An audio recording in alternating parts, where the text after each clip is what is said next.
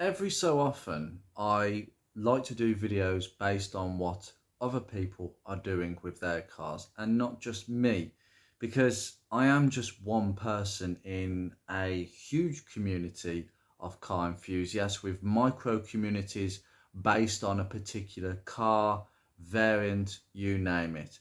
And I just like to give a little bit deflection away from myself and my channel onto people who, one, absolutely cherish their cars, love their cars, have spent God knows how much money that nobody else would have spent on them when they were worth absolutely nothing. And most of you will know what I'm referring to.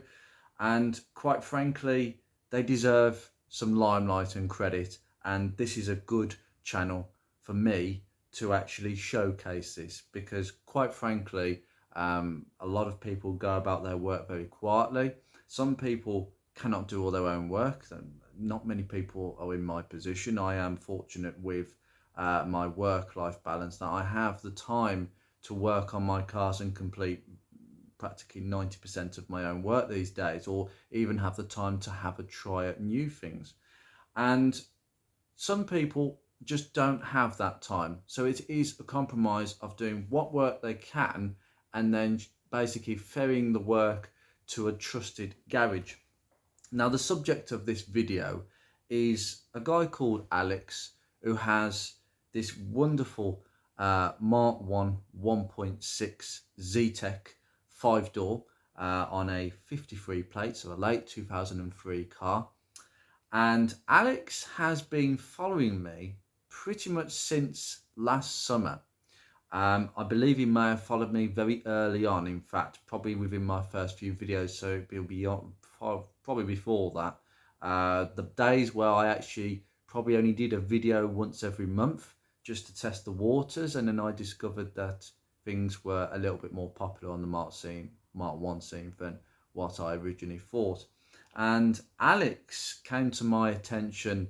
I mean, being a YouTuber, I see the same names crop up again and again. And there are some people that reach out to me.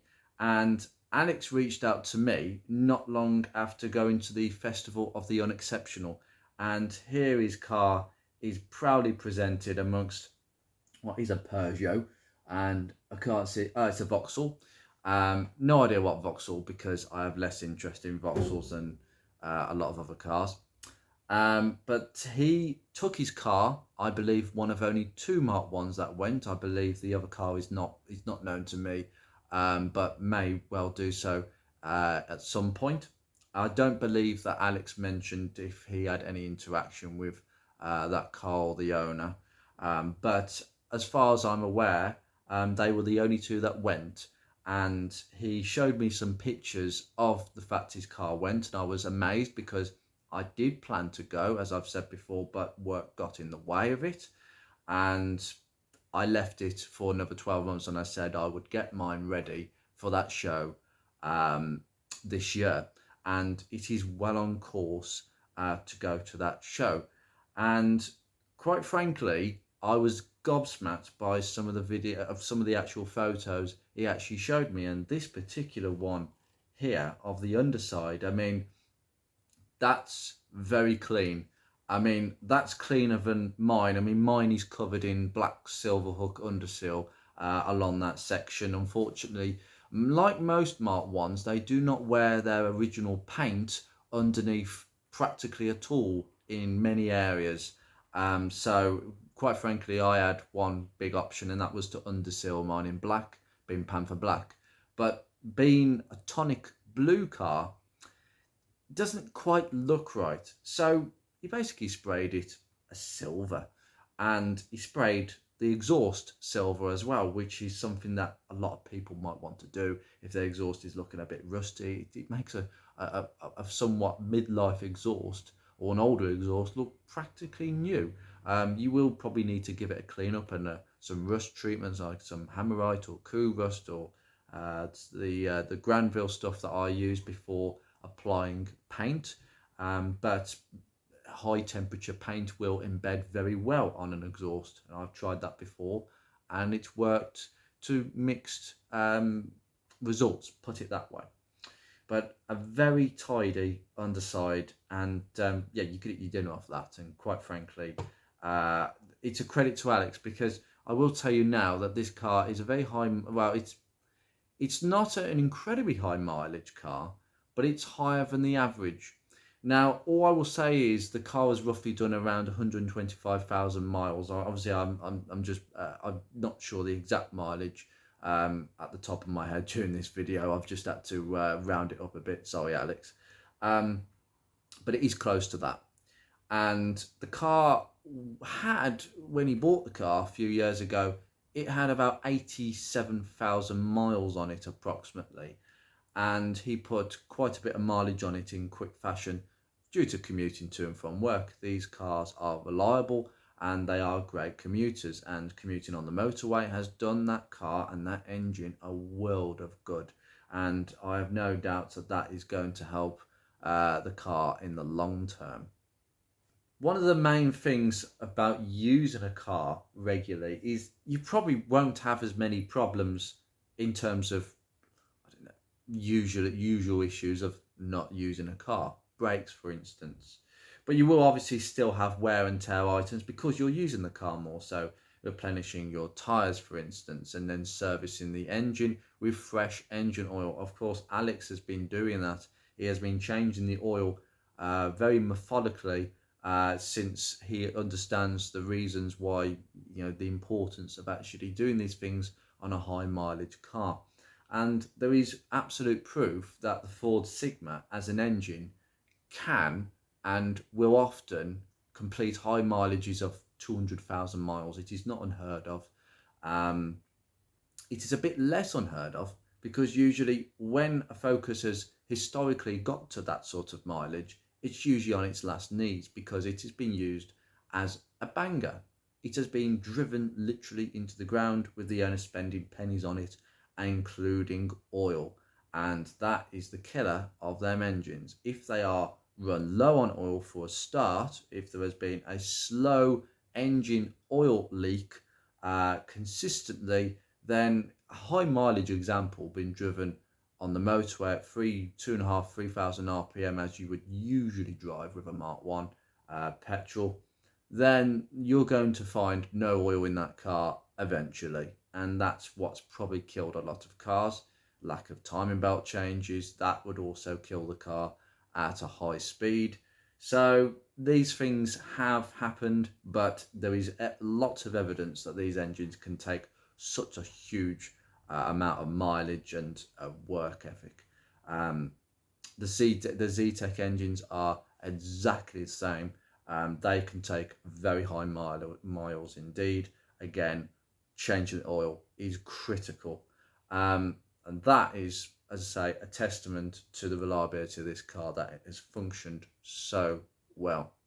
I'm just going to show you through a few more random photos here.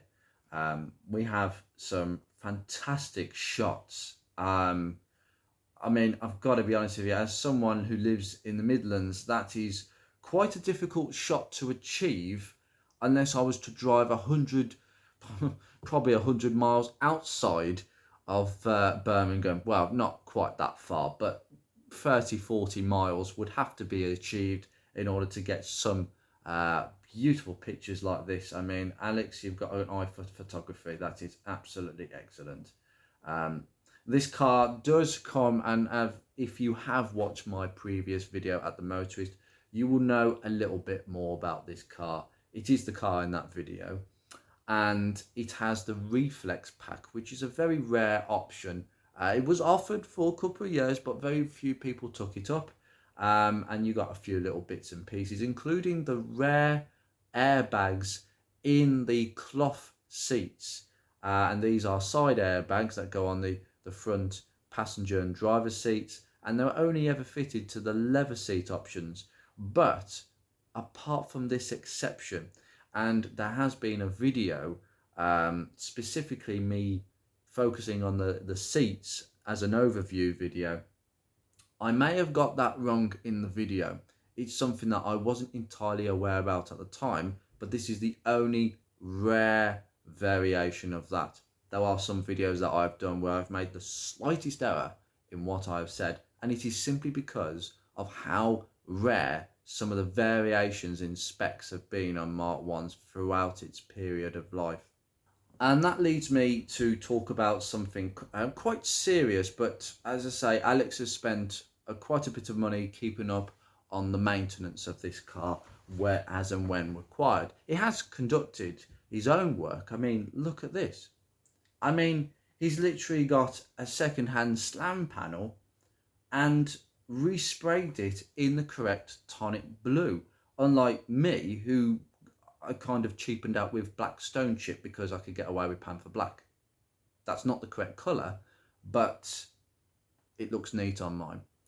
But if my car was Alex's car, I would have absolutely done the same thing. And he has done such a good job, because cleaning that would have required a lot of work to stop any paint reactions in the little nooks and crannies. And there's a lot of nooks and crannies on that slam panel. He did such a good job, and he actually fitted it only a few weeks ago. And I'm just going to show you a shot of inside the engine bay. I mean, that looks absolutely fantastic. Really, really clean. I really like to see a clean engine bay, and it showed very nicely at the motorist when I saw it. And the paint work that he has done to the slam panel, he has also repeated it on the passenger side and driver side chassis rails, and it really does make a huge difference to the look of the car. But on a more serious note, about a year ago, Alex approached the garage regarding a timing belt and water pump change. And they obliged by telling him what is the point in doing it to this car? I mean, you might as well scrap the car. And that was the advice that they gave to him. And this was at a time where still these cars are not worth much, not worth much at all. So they thought they'd give their thoughts and two penny piece opinions on Alex's Mark 1. And Alex completely ignored them and told them to do the job. And what he has discovered only a few weeks ago, after having another water pump failure, unfortunately that water pump didn't last very long at all. Recently he's had to have it changed again, with the time about again, because, well, it's safety first anyway, because the amount of miles that timing belt has done in 12 months, it was for, you know what, let's just change it, because Alex was using it and still wanting to use it consistently.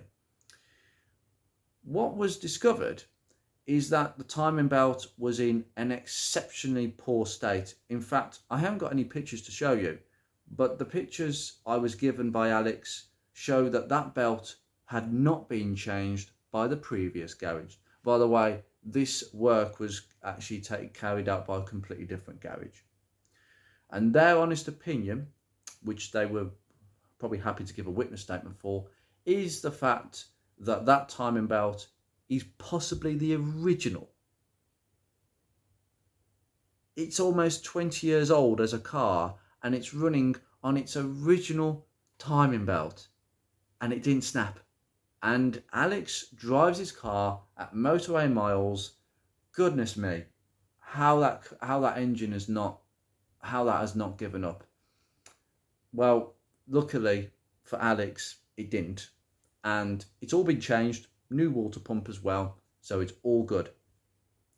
But the garage that was supposedly going to do the job last year obviously didn't, because they thought, well, and this is a problem I'm finding with not just every old car.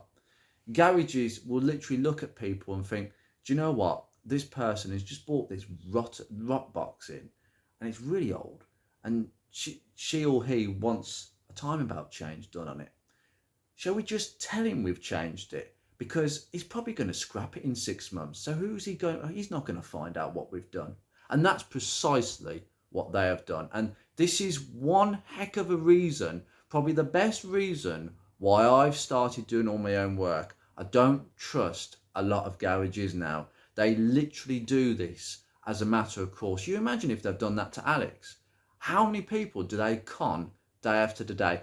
Unfortunately, Alex lost the receipt. He knows what garage did it, obviously, but he hasn't actually got physical proof of a receipt to actually take this garage to court. So it is sad because this garage is unfortunately cannot be touched legally. I cannot tell you their name, neither can Alex. And it is a shame because that garage, I'll probably have continued to do it to many customers. And it's a sham. We know that there are garages out there that do this, but hey, let's focus on Alex's car. But that is a word of warning. But Alex's car is all good. And now he has come into possession of a Mark 7 Fiesta. Sorry, not a Mark 7, a Mark 6. A very, very late Mark 6 on a 17 plate. And it is a fantastic car. 1.25 Sigma. And he is now using that to commute. Instead of using his Mark 1, his Mark 1 is now going to be kept for shows and enjoyment drives, selectively driven. Exactly what I'm doing with mine when he wants to drive it. I mean, again, I will just show you some of these pictures. You know, these are just amazing shots. And the paintwork on his car is just superb. It's better than mine. Way better. I barely notice any dimples here and there. Alex had to point some of this out to me.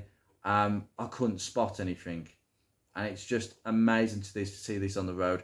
In the interior of the car, by the way, we've got the standard Zetec Harlequin seats. It's as simple as that, with the black midnight interior, as they call it. I don't know why they call it black midnight. It's grey. It's grey. That's what it is. But really, honestly, a beautiful looking car. And he stripped the interior out to clean it all up. I mean, I love seeing that. Those carpets are really difficult to clean, and I'm not surprised he took the seats out, because the amount of rubbish you find under them seats after 20 years, if they've not been cleaned under properly, even if they have been cleaned, frequently there's so much ingrained stuff in there, you want to get the seats out and just give them a bit of a scrub down. And then it's really nice to see the rear suspension in all its glory. Alex has spent a lot of money having new bottom arms fitted, new springs, new train arm bushes, new bolts. And as you can see in the photo, what I love to see, because people really don't change them, and you should, because they make a lot of difference, the anti-roll bar bushes on the bar with new gold clamps. I love to see those gold clamps. They are really nice. I've stone chipped mine, so they don't look like that. But it's really nice to see them when they're in that condition. It just goes to show that someone has actually cared for the car in more ways than one, because it's something that is often neglected. And the difference between the car that Alex drove to the garage and drove back from the garage, he describes as night and day.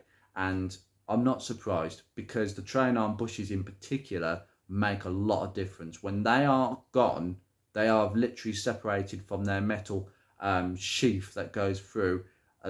That's it. Literally, you're going to have a wallowy back end. It's not going to be nice. You can have new arms, you can have new springs, but the bushes make all the difference in the world, believe you me. And I actually had my arms and springs changed separately to the bushes, and the bushes made more of a difference than new springs and arms. The springs, not necessarily you would see a difference. They'd be probably a little bit more or less bouncy, because old springs get a bit tired, a bit saggy. And the new bottom arms, really, you won't feel too much of a difference, but they do look really bad when they rot out, and it is a health and safety issue when they snap into half and dig into the road. And again, I keep seeing posts about this on the groups. It's a real alarming issue, and people need to look at them if they've never been changed, because they will need changing. But everything looks really tidy under there, and it's great to see. Well done, Alex. And then the next one is the registration plates. I mean, these are replica registration plates made by someone on Facebook that goes under the name Retro Plates. I will be having some of my own made. I have the original registration off the front of mine, thankfully, Bristol Street Motors and all that. And I'm going to get a replica made myself. Alex is registration plates was the first thing I actually noticed about his car, because quite frankly, most people would see the car. I look at the plates, the little intricate details like that are really important. I think original registration plates look amazing, and my one has just got plain ordinary ones for the time being, but it's only a step in the right direction for me.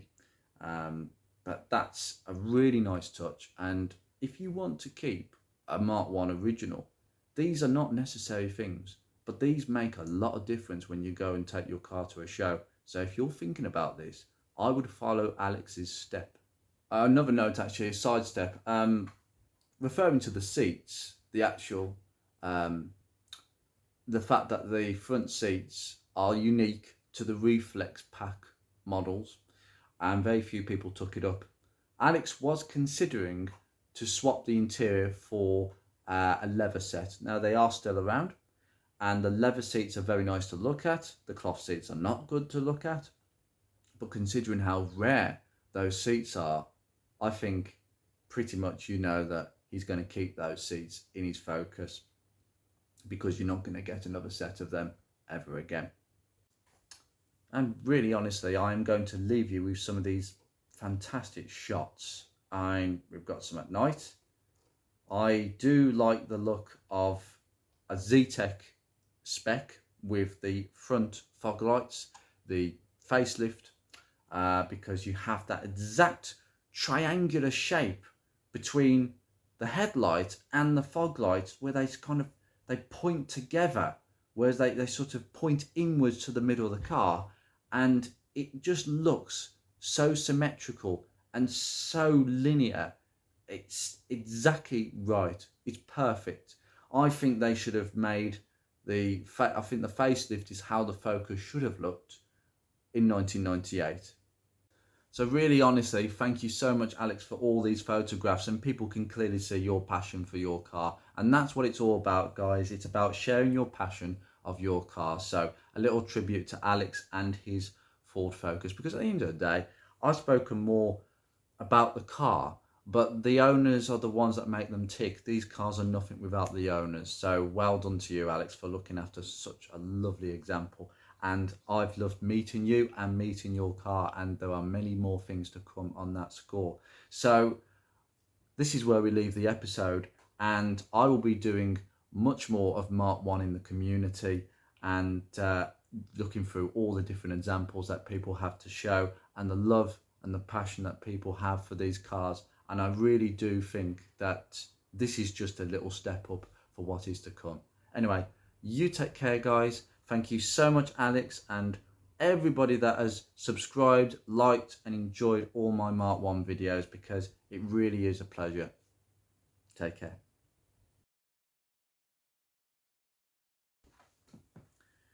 And honestly, thank you so much, Alex, for sending all your photos of your Mark II. Goodness me.